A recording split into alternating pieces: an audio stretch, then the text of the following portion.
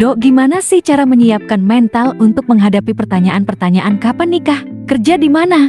Gajinya berapa? Saat ketemu nanti di momen lebaran? Ya, terima kasih. Jadi banyak ya pertanyaan-pertanyaan seperti ini yang menjelang hari raya. Justru kadang-kadang teman-teman merasa cemas ya. Nanti gimana saat ketemu keluarga, ditanya tentang pekerjaan, tentang keluarga, tentang karir ya. Jadi memang kadang-kadang bikin stres pertanyaan-pertanyaan seperti itu ya. Padahal kalau kita mau menyadari pada setiap tahap kehidupan kita itu pasti ada saja yang ditanyakan oleh orang lain atau orang-orang sekitar kita ataupun teman yang lama tidak berjumpa gitu. Jadi kita nggak mungkin menghindar terus dari kondisi seperti itu. Misalnya kita baru selesai sekolah, pasti akan ditanya sudah kerja belum gitu. Kalau sudah kerja, kapan nikahnya? Kalau sudah nikah biasanya ditanya kapan punya anak gitu. Kok anaknya baru satu gitu ya. Terus setelah itu pertanyaan itu berlanjut dan nggak akan ada selesainya sebenarnya. Jadi kita nggak perlu menghindar sebenarnya, cukup kita hadapi saja.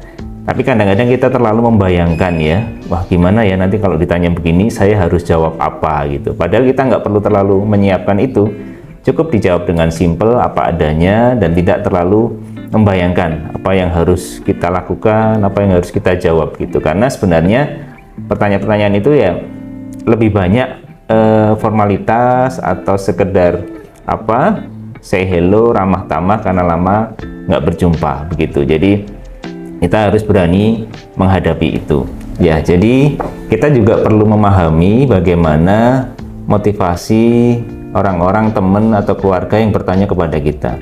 Sebenarnya teman-teman tadi tidak sedang ingin mengulik kehidupan pribadi kita, tetapi lebih banyak istilahnya beramah tamah karena lama tidak berjumpa. Maka biasanya yang ditanyakan adalah pertanyaan-pertanyaan yang standar tentang pekerjaan, tentang anak, tentang karir, tentang pernikahan. Itu biasa. Nah, selanjutnya gimana cara supaya kita tidak stres? Yang pertama bahwa bagaimana perasaan kita, kondisi hati kita jangan banyak ditentukan oleh sikap dan perkataan orang lain gitu. Selama kita bergantung pada sikap dan perilaku orang lain, maka kita akan sering kecewa. Karena seringkali sikap dan kata-kata orang lain itu tidak bisa kita kendalikan sepenuhnya gitu ya. Gitu. Jadi bagaimana kita bisa membuat perasaan kita bahagia tanpa ditentukan oleh sikap orang lain gitu.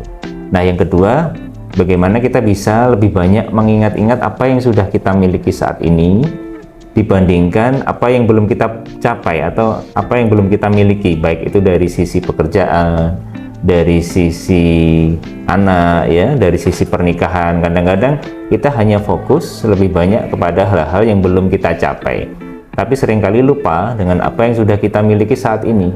Misalnya contoh sederhananya, kita begitu bangun tidur, kita bisa buka mata, itu suatu yang luar biasa. Kita bisa duduk, kita bisa berjalan setelah bangun tidur, itu luar biasa. Tidak semua orang bisa menikmati hal-hal seperti itu gitu ya. Ada yang bisa bangun tapi tidak bisa berjalan ya. Ada yang bisa berjalan tetapi misalnya tidak bisa ke kamar mandi, tidak bisa buang air kecil, mohon maaf harus cuci darah untuk buang air kecilnya. Nah, itu kita harus ingat-ingat gitu. Kita bisa makan hal-hal yang sederhana. Itu ada yang nggak bisa makan, harus dibantu dengan alat-alat tertentu misalnya gitu. Itu baru hal-hal kecil yang kita alami setiap hari. Nah, kadang-kadang yang kita ingat apa yang belum kita miliki, tapi yang sudah ada pada diri kita itu jarang kita ingat-ingat. Nah, mudah-mudahan kalau kita bisa lebih banyak mengingat itu, mudah-mudahan kita tidak terlalu stres saat menghadapi pertanyaan-pertanyaan seperti itu.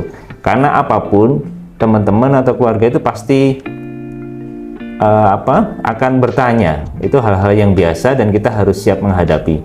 Selama semakin banyak kita menghindar, kita akan semakin stres, kita akan semakin cemas atau takut dan menjadi tidak nyaman. Padahal dalam suasana hari raya tentunya kita harus banyak bergembira ya, menunjukkan kebahagiaan kita setelah melewati Ramadan sebulan penuh. Mungkin jawaban saya demikian. Terima kasih.